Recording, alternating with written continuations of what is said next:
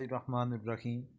حجاز کی عمارت کے بارے میں ذکر کرنا چاہوں گا، تو اس پر بات کرنے سے پہلے آپ حضرات سے گزارش ہے کہ جن حضرات نے ابھی تک چینل سبسکرائب نہیں کیا تو برائے مہربانی کر لیں تاکہ اس طرح کی معلوماتی ویڈیوز آپ کو بر وقت ملتی رہیں۔ مکہ میں آبادی کا آغاز کن سے شروع ہوا؟ حضرت اسماعیل علیہ السلام سے۔ حضرت اسماعیل علیہ السلام نے کتنی عمر پائی؟ 137 سال۔ مکہ کے پہلے سربراہ کون تھے؟ حضرت اسماعیل علیہ السلام۔ حضرت اسماعیل علیہ السلام کے بعد مکہ کا سربراہ اور متولی کون تھے؟ کیدار اور نابت یا کے بعد دیگرے۔ بعض کہتے ہیں کیدار پہلے تھا، بعض کہتے ہیں نابت پہلے تھا، تو یہ دونوں یا کے بعد دیگرے حضرت اسماعیل علیہ السلام کے بعد مکہ کے سربراہ بنے تھے۔ ان دونوں کے بعد مکہ کا سربراہ کون ہوئے تھے؟ ان کے بعد قبیلہ جرہم کے سردار مزاز بن عمر یہ سربراہ ہوئے تھے۔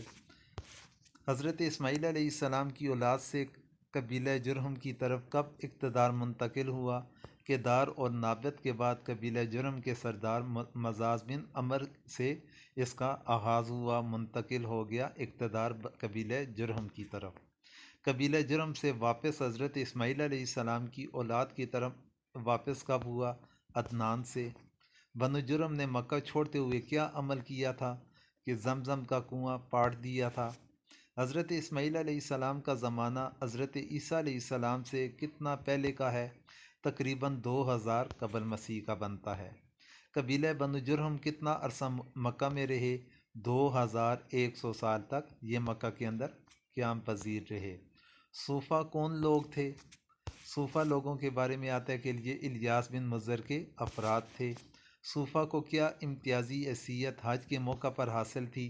جب تک ان کے افراد میں سے 13 ذی الحجہ کو کوئی کنکری نہ مارتا تو کوئی بھی نہیں مار سکتا تھا۔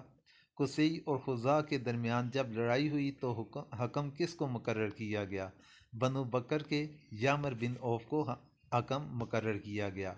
یامر بن عوف نے کس کے حق میں فیصلہ دیا؟ قصی کے حق میں فیصلہ کیا۔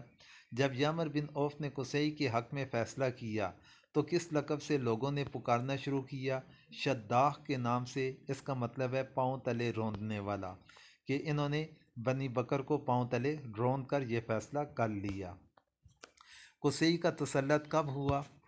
5ویں صدی کے وسط میں، یعنی 440 عیسوی میں۔ پھر دارالندوہ قریش کی پارلیمنٹ کا بانی کون ہے؟ قصی ہے۔